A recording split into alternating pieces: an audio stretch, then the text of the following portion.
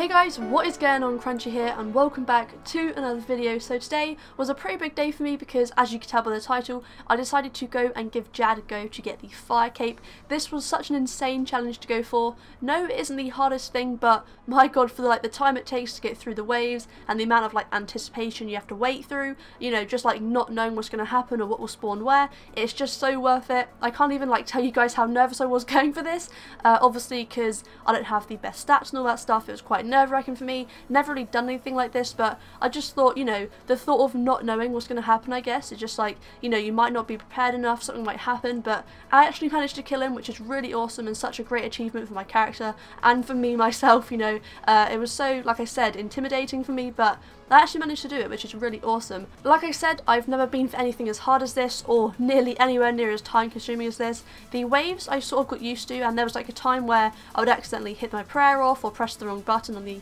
action bar, stuff like that for different abilities, but luckily I did have enough supplies and I managed to obviously fix it quick enough to not let it take much health or stuff like that, so that was good. Pulled through that pretty easily without using much of my items either, which was cool, and I actually expected to use a lot more than I did for obviously my levels I am. So yeah, I was quite happy with that. For a lot of you guys, Jad probably isn't anything big, but for me, like I said, because it's my first sort of hard PVM task, I'm literally chuffed to bits with how this all came along. For my setup, if you missed it at the beginning of the video, I was wearing full Ganodermic with a Staff of Light, and with this I wore my Sears ring, fire making skill cape, and an Amulet of Fury. My inventory was pretty self-explanatory, as you probably would have seen as well, and you can probably tell now by the clips on the screen, but I think I took about 6 prayer flasks to begin with, then I took a bunch of sharks, and just a few thousand air and water runes with it, because as you can tell I did use pure magic to attack this and kill everything with it. Didn't really use any melee, any range, anything like that. Went in with pure magic just to see, you know, what the XP was like, just to see how effective it was, and it actually worked out pretty well. And whilst I was in that, I did manage to scrape up magic level, got a few nice unlocks there, as you'll see, which is always a good thing to have. In terms of my tactics throughout the fight cave, I pretty much just stayed behind the pillar. You'll probably see it in part of the video at some point, but I stuck behind the pillar. I think it's the southwest or the southeast part of the fight cave, I can't remember exactly, but it's one of those two. If you guys have done this, then you probably already know what I'm talking about. You probably did the same thing, but I did my best to stay here unless I actually had no choice. If the monsters obviously weren't going to budge and weren't going to come to me, then I had to go out there, kill them, and they'll just run back straight after, which, you know, the main reason for this is just because this location is for protection pretty much. You can hide behind the pillar, most things can't attack you, and they can't actually reach you unless you move out from the pillar, then they can get around it, or if they spawn behind you, stuff like that. The only sort of things that can get around it sometimes are the bats, and I think the lower level melee ones,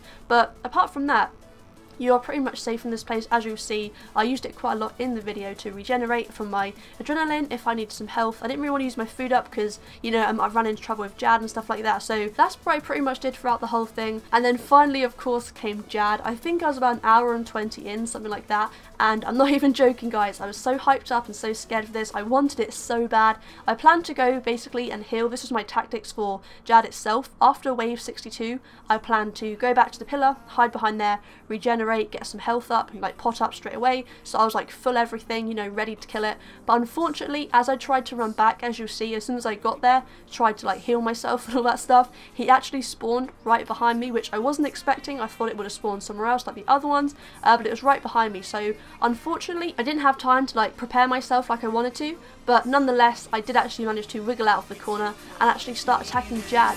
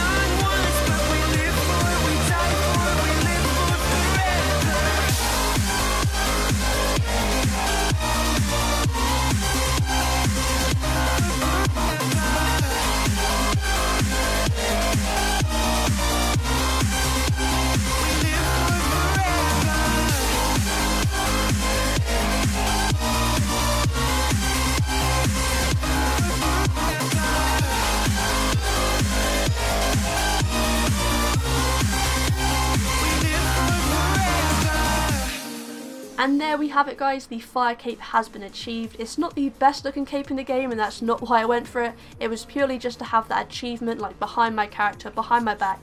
Just knowing that I've done it now just feels amazing, just to get that out of the way. You know, that's one thing ticked off that I never thought I was really going to do anytime soon, but I did it, I got it, and I'm just honestly really happy with it. So hopefully you guys have enjoyed this video. If you have, check it a big thumbs up. Thank you so much for watching like always. If you have any other challenges or anything like that you want me to do, leave it in the comment section. Also, if you have any other questions about, you know, if you haven't done tztok-jad yet, you want to leave tips, stuff like that, leave them down there as well, and myself or some other viewers will answer it for you, I'm sure.